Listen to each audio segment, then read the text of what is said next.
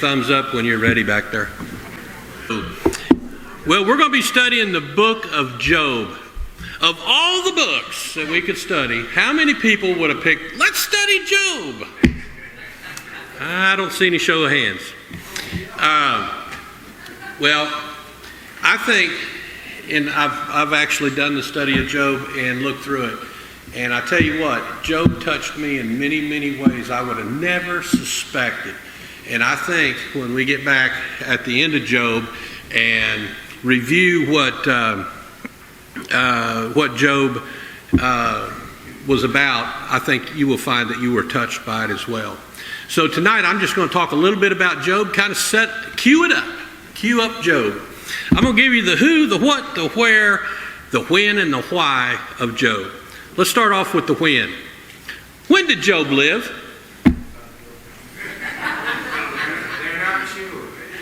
No, you're right, Steve. Nobody knows exactly when Job lived. I don't know if y'all have noticed this, but the books in the Bible are not alphabetical. Did y'all notice that? When y'all have to look up, it says, go back and look at Corinthians. You don't flip back, you flip forward, right? They're not in there alphabetically. And you know what else about the books of the Bible? They're not actually in there by time that things happened, okay? So the books of the Bible are not actually by when things happen.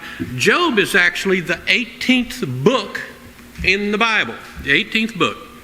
Now, you can ask all the different scholars, and they will greatly differ on how they date Job. But most of the scholars think that Job probably lived around the same time as Abraham. Now, some scholars will say that they think Moses wrote the book. Others will say that Job lived after Moses, and so Moses couldn't have been the author. Some think Job's friends, then you'll learn all about their friends if you haven't read it yet. They think they were the author. So it's really impossible, or nobody has been able to pin down exactly when Job lived, and nobody knows who actually wrote the book of Job. But most of the scholars believe it was in the patriarch period, and the patriarch period would have been when Abraham, Isaac, and Jacob lived. Let's go to where. Where did it take place? Have I told anybody that I grew up on a farm? More than once. I grew up on a farm, and my dad was a farmer, obviously. And like every other farmer, he didn't want to own all the land in the world. He just thought he ought to own all the land that joined his. Right? And so about 8 farms later, as the land grew, when we were talking about, hey, we need to go fix a fence at some place, right? We would refer to that place as the Jolly place, because we bought the farm from Jolly. If it was over on the Hall place, we would refer to that place as the Hall place, right? And it was very interesting. I went back and I was visiting my mom last December, and I was there for about a month, and I met up with some of my old high school friends. Now, let me back up. When my dad passed, Mom sold off several of the farms. I think it was 3 or 4. And she sold off the old Valrath place. Okay? Now, is anybody here from Missouri? Nobody.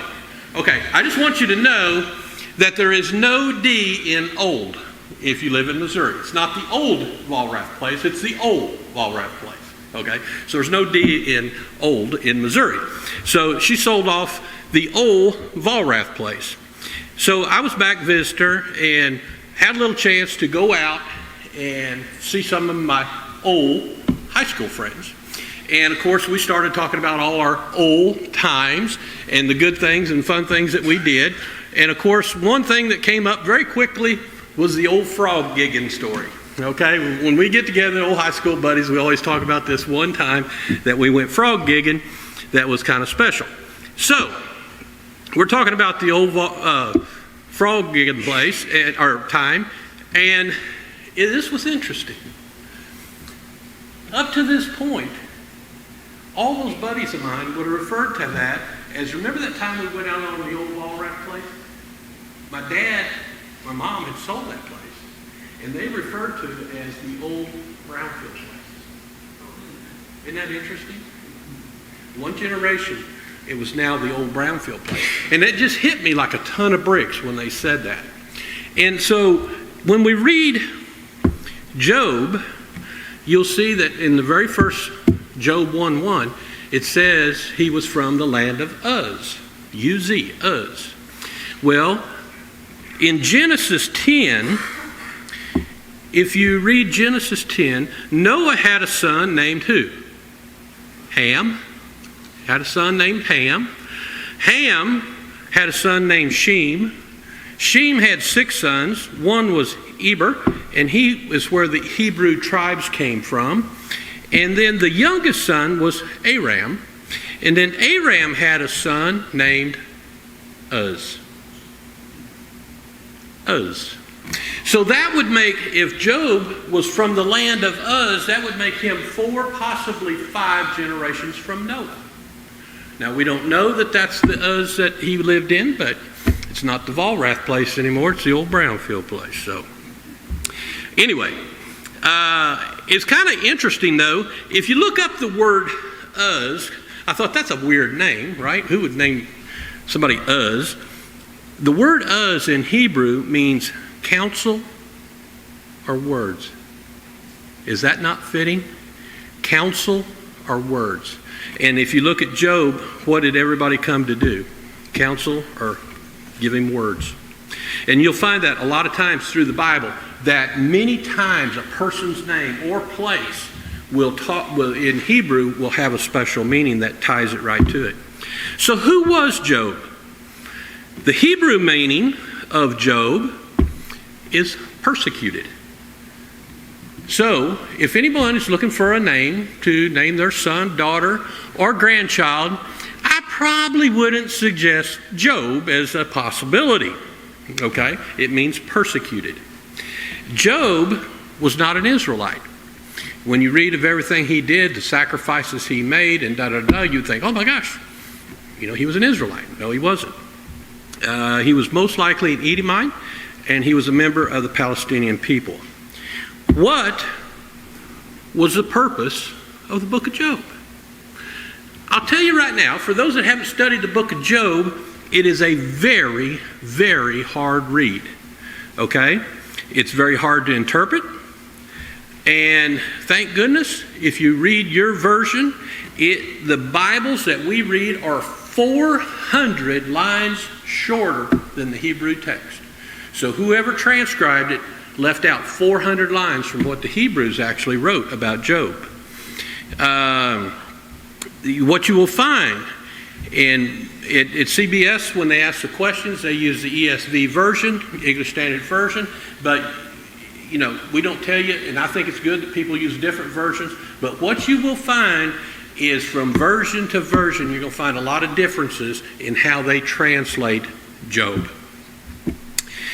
A thing that keep in mind when you read Job, okay, and you're like, man, this is so hard to read. Think of it this way and it'll help. Job was written as a poem. I'm going to give you a couple examples here. In Job 3:25, it said, what I feared has come upon me. What I dreaded has happened to me. See how it's repetitive and it's saying the same thing, and it does that over and over. 3:26, I have no peace, no quietness. I have no rest, but only turmoil. So you'll find that it's kind of saying the same thing twice, but it was written as a poem. Here's something I want you to do when you go through the book of Job. Okay, I found about 7 or 8. I'm just going to give you 3 tonight, just as kind of as examples. But when you read Job, Job is a real book of wisdom. Now, some of the stuff that Job says, we're going to go, well, I knew that. We knew that. We know that now. But this would have been a true revelation to the people then. And it's not till many years later did we figure these things out. Job 36:27. Salt water evaporating, coming back purified as precipitation, flowing back into the streams.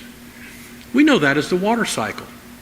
But how many years have we actually known about the water cycle and how that happens, right? Job 37, 17 through 22. Southern winds give you calm breezes. Northern winds are cold fronts and storms. Okay? You all know that now, right? Because we got meteorologists. They tell us. How about Job 26, 7? This one is fascinating to me. Earth suspended over nothing in space, and the sun is stationary.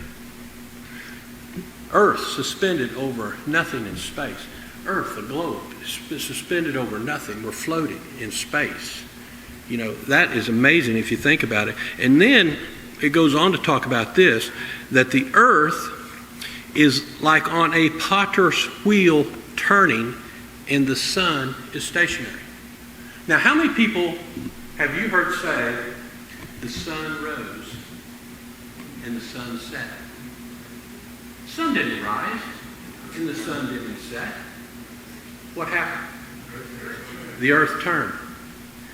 And I think you can really take a lot of that to heart, because how many times do we think God has left us? But you know what? God hasn't moved. God is still there. Who moved? We're the ones that turned our back on God. A lot to think about when you go through Job. Job's quoted, you know, we kind of wonder, why is it in the Bible? Job's quoted in several other places in the Bible. Paul talked about it in 1 Corinthians, Ezekiel in 14. He was talking about the righteous people, and he mentioned Noah, Daniel, and Job. And then in the book of James, which we're going to do right after this book, in 5:11, James 5:11, you will see where James references the patience of Job. Job not only was referenced all through the Bible, but I bet you many of you have referenced verses from Job in the last month. Okay? I want you to listen, and I want you, when you go through there, pick up how many things Job said 4,000 years ago that we still repeat today. How many things? Okay, Job 4:15. I'm going to use this one as an example. 4:15. The hair on my body stood up. Now, we probably don't say that so much, but how many times have you heard somebody say, and the hair on the back of my neck stood up? Right? Job said that 4,000 years ago. Job 7:7. My life is a breath. Now, we don't say that as much, but how many times has somebody said, and he took his last breath? Right? How about this one? Job 19:20. By the skin of my teeth. Job was the first one to say that. I always wondered where that saying came from and what it meant. Job said that. How about this one? The root of the matter. How many times have you heard somebody say, let's get to the root of the matter? Job said that 4,000 years ago. You're quoting Job when you say that. Job 30:10. Spit in my face. How many times have you heard that as a reference? Okay? So when you're studying the book of Job, I would just challenge you to look at wisdoms and things that he said that people have learned years later that were truths, and also for things that people still say today. So that brings us to the last, and the why. Why in the world should we study the book of Job? I think there's another big why that we often ask, and I think Job answers it. And that why is, why should good people suffer and bad people prosper? Have you ever asked that question? Why should good people suffer and bad people prosper? And I think Job answers that. Who in here has watched the TV show Forged in Fire? Anybody? Oh, look at the men. Look at the men and my wife. All the men love Forged in Fire, but my wife, I drug her into that one. So, Forged in Fire, I love it. For those people that don't know what Forged in Fire is, it's a TV show. And they'll get about, 4. They get 4 blacksmiths, And they get these 4 blacksmiths, and they give them a log chain and some ball bearings. Okay? And they say, cut this stuff up and make a knife or a sword. Okay? And they have to know what kind of metal is going to be the best for the inside of the sword and the outside of the sword, and how to. And so they take these pieces and they melt them. And then as they melt them, they mold them together, and they make and hammer out a sword or a knife. Okay? And after they get it beat out just right, then they have to temper it perfectly to make it as strong as possible. Now, every blacksmith says their sword's the best. Right? But what they do on Forged in Fire is they take that sword and they beat it against a drum, or they beat it against something really strong, and then they see how they'll cut a tomato. Right? And you find that many of those swords either bend or break when they're tested. Everybody in here would probably say, if you were asked, I'm a good person. But I just ask, if you're tested, do you bend or do you break? Or do you stand firm? Job stood firm. Job only actually sinned one time in the book of Job. Job's sin was, he questioned God. Why? Why, God? Why did you do this to me? I'm a righteous man. But what Job never did was he never cursed God. He never once cursed God. And if anybody had a reason to curse God, it probably would have been Job, with everything that happened on him. And you'll see that as it comes up. But I shouldn't say he had a reason, but if anything would drive someone to cursing, it probably would have been what was piled on Job. The last thing I want to have you think about as you go through the book of Job is, I think Job is a foreshadow of Jesus. I think Job is a foreshadowing of Jesus. Okay? Let's look at Job. Job was blameless and upright. God said that. What would you say about Jesus? You could say the same thing. He was blameless and upright. Job was totally innocent, yet suffered great things. Can you say the same thing about Jesus? Totally innocent, yet took on all of the world's sin. Job wanted an advocate. We'll read this. Job wanted an advocate to stand before God and plead his case. Who's our advocate that will go before God and plead our case? Right?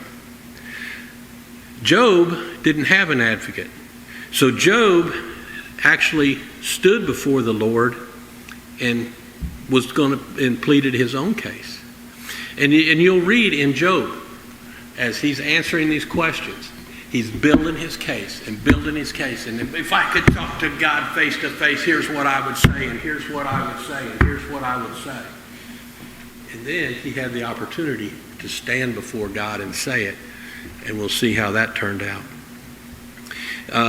But on the other hand, Jesus stands at the right hand of God, and he is capable of defending, even though we are not. The last thing, or the second last thing is Job, when it was all said and done, he had to forgive, or he was asked to forgive those that had persecuted him. What did Jesus do on the cross? Somebody say it. Absolutely. And the last thing is, when it was all done, this is a spoiler alert, in case you haven't read Job. It's a spoiler alert. I'm going to tell you how the movie ends. But Job was rewarded with even greater riches. Let's go to Ephesians 1:20 through 22. He raised Christ from the dead, and he seated him at the right hand of the heavenly realms, far above all rule and authority, power and dominion, and every name that is invoked, not only in present age, but in ages to come. God placed him God placed all things under his feet, appointed him to be head over everything in the church. So I'm just going to close in prayer. Father, as we study the book of Job, please help us to understand what you would have us learn about this book. We pray through the blood of Jesus that you would say about us what you said about Job in Job 1:1. This man was blameless and upright. He feared God and shunned evil. Amen.